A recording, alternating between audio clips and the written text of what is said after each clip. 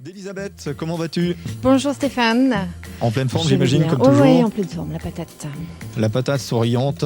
Ouais, avec un sujet sérieux aujourd'hui. Sujet sérieux, Ouais. on va faire tourner la roue et ça va s'arrêter sur la lettre R aujourd'hui, si ma mémoire est bonne. R de comme... responsabilité. Oh là là, comme tu dis, hein, ça peut paraître sérieux, à mon avis ça l'est, Ah, mais il en c'est faut, pas il en grave. faut. Moi, je m'en fous. Moi. Tu parles. Alors allons-y, responsabilité. Ah, c'est quoi être responsable exactement, hein? Donc c'est aussi être libre que d'être responsable, hein, parce qu'on sait tous que la liberté sans responsabilité, c'est de la fuite. Et à contrario, être trop responsable, c'est une forme de rigidité. Donc manier l'équilibre pour être libre, il faut donc être un minimum responsable. Responsable de sa vie, hein, tout simplement. L'idée, c'est d'apprendre à tenir debout tout seul. Donc c'est ça la responsabilité. Si je devais résumer en une petite phrase, c'est vraiment apprendre à tenir debout tout seul. Alors la crise actuelle, hein, que nous commençons à connaître un petit peu maintenant, hein, en tout cas qu'on ne peut plus fuir, celle que nous traversons est un booster puissant au développement des individus. Pourquoi ? Parce que nous sommes à l'aube de la fin d'un fonctionnement basé sur une société donc patriarcale, pyramidale, hiérarchisée, etc. Prendre la responsabilité de son existence sans plus attendre que la vie nous apporte les structures pour s'y intégrer et s'y adapter. Vous comprenez, il y a un phénomène d'inversion qui est en train de se passer. Donc être responsable de sa destinée, de son développement, c'est être à l'origine des choses que l'on entreprend. Donc voilà, grosso modo, le sujet de l'émission d'aujourd'hui. Ça t'inspire, D'accord, et Stéphane ? dis-moi, en ces périodes de crise justement que tu évoquais précédemment, est-ce qu'on doit se sentir plus responsable qu'avant ou pas ? Disons qu'on peut moins compter sur les structures extérieures parce qu'elles sont en train de s'écrouler. Donc l'idée, c'est oui, se sentir plus responsable, mais de soi, de sa construction, de ses choix, etc. On n'attend plus, en fait. On n'attend plus l'aval, on n'attend plus des lois, on n'attend plus d'être assisté, tout simplement, hein. Voilà, donc c'est aide-toi et le ciel t'aidera, ou en tout cas, je mène Exactement. moi-même, je fais du travail Voilà, sur c'est moi-même, ça. j'avance, je suis responsable, Ouais. et voilà. C'est une invitation à l'introspection, en fait, hein, tout bêtement. On regarde plus dehors, on regarde dedans. D'accord. Donc voilà. Donc prendre conscience de soi-même en tant qu'agent au service de soi, de sa survie, de sa construction, pour ensuite contribuer au collectif. Parce qu'il y a toujours le phénomène de s'intérioriser, il faut après que ça ait une portée sur le collectif. Mais d'abord, c'est une invitation à l'introspection. Alors, bien évidemment, cela implique d'avoir une très bonne connaissance de qui l'on est, de soi. Et c'est en ça que l'astrologie est un super outil de compréhension de soi. L'étude de son thème de naissance, ça remet en contact avec sa voix intérieure, donc forcément tout ce qu'on est par nature et pas par conditionnement. Donc l'étude de son thème permet réellement cette aide et ce soutien à l'introspection.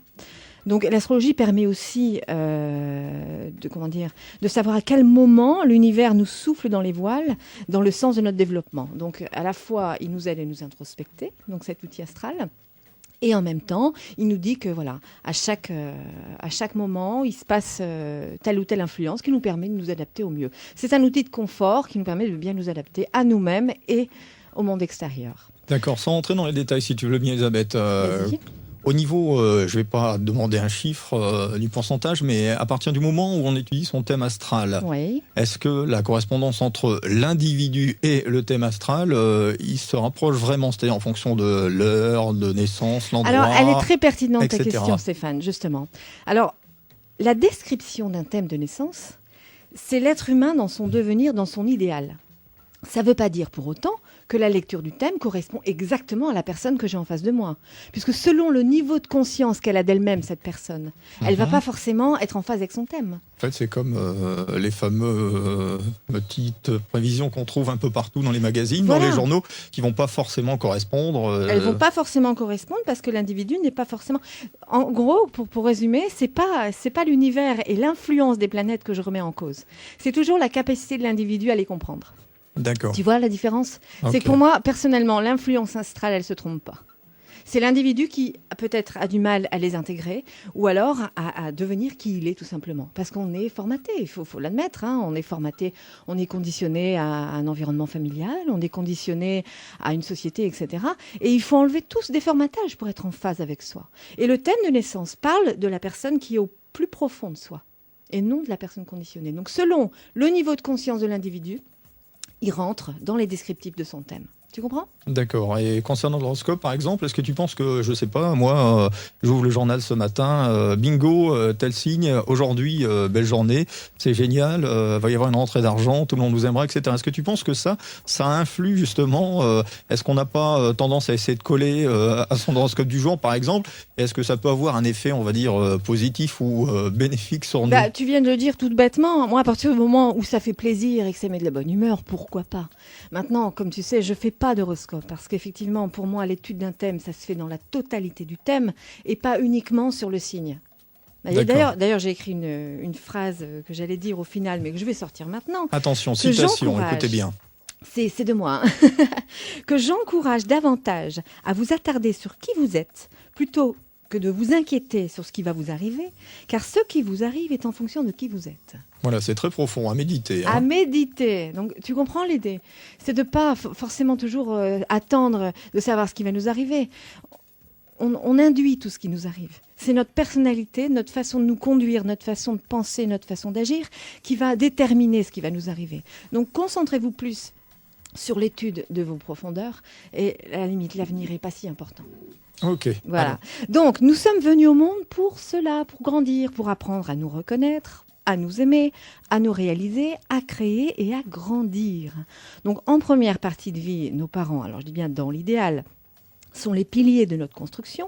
Ils nous aident à prendre confiance en nous soutenant, en nous apportant des structures sécurisantes. Voilà la première partie de vie. Donc là, les piliers, on les a. C'est l'environnement familial. Alors, ils nous tiennent la main dans nos premiers pas. Ensuite, ils nous lâchent. Toujours dans l'idéal, parce que parfois, ils ont un petit peu de mal à nous lâcher, les parents. Donc, ou alors, parfois, ils nous lâchent trop tôt. C'est pour ça que parfois, quand l'enfant se passe mal, qu'il n'y a pas une structure suffisante ou trop de structure, on peut, après, dans notre vie d'adulte, devoir se dépêtrer de tout ça, on rentre dans des dépendances affectives, enfin bref. Donc, l'idée, vous aurez compris, devenir adulte, c'est être responsable. C'est à un moment donné avoir pris conscience de la nécessité de se prendre la main tout seul, d'être en quelque sorte un bon père et une bonne mère pour soi-même. Hop, on a été coupé. On m'a coupé le sifflet. Non, mais je te rassure, on n'était pas coupé du tout à l'antenne. Hein. Ah d'accord. Donc, c'est à un moment donné avoir pris conscience de la nécessité de se prendre la main, comme je disais, d'être en quelque sorte un bon père et une bonne mère pour soi-même, et surtout apprendre à pardonner à ses parents, très important, pour ne pas s'encombrer de ressentiments et avancer dans la vie plus léger. Quand on a compris tout ça, alors notre père intérieur devient notre conscience, celle qui nous chuchote à l'oreille de se lever le matin et de se donner un minimum de structure, de nous structurer, de nous discipliner. Et notre mère intérieure nous chuchote à l'oreille de prendre soin de nous reposer et de bien nous nourrir. Donc voilà. Donc dans le thème astral, on peut parfaitement bien l'identifier et mettre un haut-parleur sur ces deux parties de nous-mêmes afin de bien les identifier. Donc tout cela pour dire que tout au long de notre vie, nous sommes en perpétuelle évolution. Nous devons nous verticaliser. Donc c'est vraiment le but de l'existence. On grandit, on doit se verticaliser, rester en contact avec nous-mêmes en ayant bien les pieds sur terre, appréhender la réalité de la vie du quotidien, parce qu'effectivement c'est notre lot quotidien, sans pour autant nous trahir, pour ensuite atteindre le ciel. Donc quand on se respecte, et que l'on s'attelle sérieusement à développer nos qualités, nos talents, nos potentiels, que nous avons tous eu en cadeau à la naissance. Alors ça, j'insiste, il n'y a pas un être humain sur Terre qui n'ait pas eu ce cadeau. Donc ça, il faut le savoir. Même s'il n'est pas super visible, ou qu'on se cherche, ou qu'on n'a pas encore trouvé son canal d'expression, il faut savoir qu'on a tous eu un cadeau en nos mondes. On a tous un potentiel particulier. Tu veux dire quoi ? Tu veux dire que si on est là, c'est pas pour rien, c'est qu'on a quelque chose à réaliser ? Oui. Ou... Oui. D'accord. Tant que l'individu n'a pas pris conscience de ça, il peut effectivement se fourvoyer dans des directions, comme je dis souvent, dans des métiers qui ne nous plaisent pas, dans des situations qui nous rendent malheureux, etc. Le jour où on se trouve, on peut déballer son cadeau. D'accord. Alors c'est pour ça que j'adore cet outil astral, parce que l'astrologie prend beaucoup de raccourcis et permet vraiment d'aller chercher le cadeau précieux qu'il faut déballer. On gagne un petit peu de temps, tout simplement. Ok. Alors ce qui est génial ensuite, c'est que ce n'est plus nous à nous adapter au monde, quand on a pris conscience de ça, mais c'est le monde et l'univers tout entier qui s'adaptent à nous. C'est-à-dire qu'on ne se soucie plus de s'intégrer, on est qui on est et le reste suit. Donc j'ai souvent souligné aussi que l'approche et la vision astrologique permet de comprendre avec beaucoup de pertinence que nous induisons les événements, qu'il n'y a pas de fatalité ni de hasard, Quand on comprend cela également, on se rend compte à quel point il est essentiel de se rendre compte que tout est possible si cela est inscrit dans notre nature fondamentale, bien évidemment. Alors, vivre sa destinée demande un effort conscient, c'est vrai. C'est là où on doit poser des actes responsables. Être conscient que nous sommes libres de subir l'époque que nous traversons ou de réaliser dans cette vie pleinement ce que notre âme nous propose d'accomplir. Donc peu importe le contexte, parce que quand on réfléchit en amont, il y a toujours eu des guerres, il y a toujours eu des crises, il y a toujours eu des révolutions. Il n'y a pas une époque mieux qu'une autre. Simplement, on s'est incarné dans celle-ci et il faut y trouver quelque chose à faire. Et en plus, quelque chose qui nous rend heureux.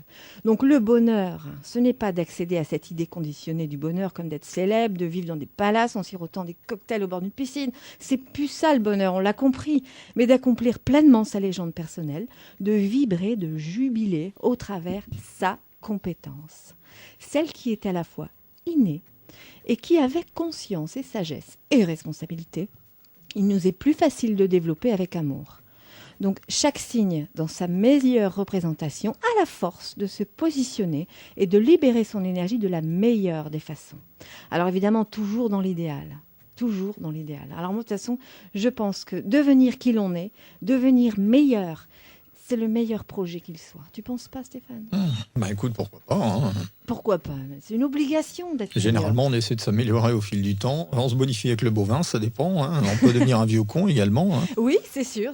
Oui, c'est sûr. Ça c'est dépend le libre parfois de la arbitre. vie, ça dépend de la direction qu'on prend, etc., etc. Mais si en tout cas tu peux nous aider certains à devenir meilleurs et à se trouver, tu es là pour ça finalement aussi, hein. On a le choix et c'est là où on est libre. Il y a le libre arbitre. On peut décider d'être bête et de passer à côté de sa vie. Ça, on peut le décider, effectivement. Mais C'est tu ce crois qui- c'est ce sincèrement qui qu'il y en risque a qui ont d'arriver. envie de passer à côté de leur vie ou qui se disent moi j'ai envie d'être con ou alors je Je suis con, pense qu'il y en a qui ne se donnent pas les moyens. Oui. on se donne pas les moyens Oui. peut-être. Je pense qu'effectivement, on a tous des projets, on a tous envie d'être heureux, ça c'est une évidence, mais on ne se donne pas tous les moyens d'y arriver. Ça, j'en suis convaincue. Et ça, c'est le libre arbitre.